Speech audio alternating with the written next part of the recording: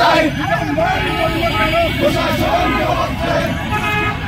কেন বাহিরে ভাই কবরে, গুলি কেন বাহিরে, কেন বাহিরে সন্ত্রাসীদের কালো হাত ভেঙে দাও ঘুরিয়ে দাও, ভেঙে দাও ঘুরিয়ে দাও, সন্ত্রাসীদের কালো হাত, সন্ত্রাসীদের কালো হাত ভেঙে দাও ঘুরিয়ে দাও। আওয়ামী লীগের গুন্ডারা হুঁশিয়ার সাবধান, হুঁশিয়ার সাবধান। আওয়ামী লীগের গুন্ডারা, যুবলীগের গুন্ডারা হুঁশিয়ার সাবধান, ছাত্রলীগের গুন্ডারা হুঁশিয়ার সাবধান, হুঁশিয়ার সাবধান। ছাত্রলীগের গুন্ডারা দুশ্চরিত্র হাসিনা বিভিন্ন ভাবে দেশকে বিশৃঙ্খলা করার সৃষ্টি করতেছে।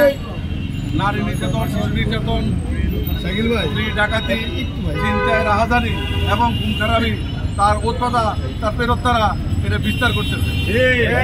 আমি প্রশাসনকে বলবো, প্রশাসন তথা উপদেষ্টা মন্ডলী সহ ডক্টর ইউনূস সাহেবকে বলবো, আপনারা দেশ চালাতে পারছেন না, আপনাদের দায়িত্ব দেশ চালানো না।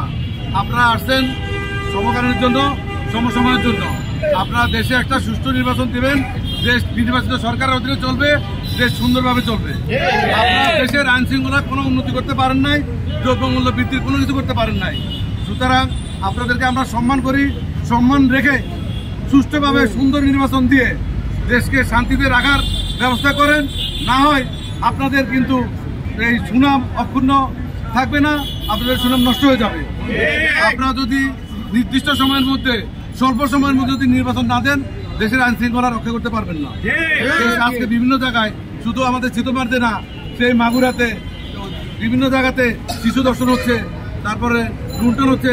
কৃষ্ণাগে রামপুরে বনশ্রীতে এক স্বর্ণ ব্যবসায়ীকে কোপায় তার স্বর্ণ টাকা নিয়ে যাচ্ছে। সারা বাংলাদেশে আজকে অরাজকতার সৃষ্টি হচ্ছে। এই অরাজকতা আপনারা রোধ করতে পারতেছেন না, কারণ এটা কি আপনাদের সেই ক্ষমতা মনে হয় নাই। সেই ক্ষমতার জন্য দরকার নির্বাচিত সরকার। তত্ত্বাবধায়ক সরকারকে বলবো, আমাদেরকে মাঠে আবার নামাইন না। 70 বছর মাঠে নামতে নামতে আমরা কিন্তু পাকা খেলোয়াড় হয়ে গেছি। এখন দেশের মানুষের কথা, দশের মানুষের কথা চিন্তা করে আমরা বদ্ধতা বজায় রেখে শান্তি শৃঙ্খলাভাবে করতেছি। আমাদের নেতা কর্মীরা যেভাবে খুন হচ্ছে, আমরা আর ঘরে বসে থাকবো না। আবার সিনিয়র যুগ্ম সাধারণ সম্পাদক বলতে আমরা দুর্বার আন্দোলন গড়ে তুলবো ইনশাল্লাহ। আমার সারা বাংলাদেশে 71টা জেলা আছে, সেই 71টা জেলার সাথে টানের সাথে বাকি সবগুলো জেলা চলে আসবে। সারা বাংলাদেশে আমরা আন্দোলন দেবো। আপনারা আইন শৃঙ্খলা রক্ষা করতে না পারলে আপনাদের কাছে আবার অনুরোধ থাকবে, আপনারা অতি সত্তর অতি তাড়াতাড়ি আপনারা নির্বাচনের ব্যবস্থা করবেন। তাহলে আপনাদের ইচ্ছে থাকবে, আপনি নোবেল বিজয়ী হয়েছেন, এইসব নোবেল বিজয় ধরে রাখেন।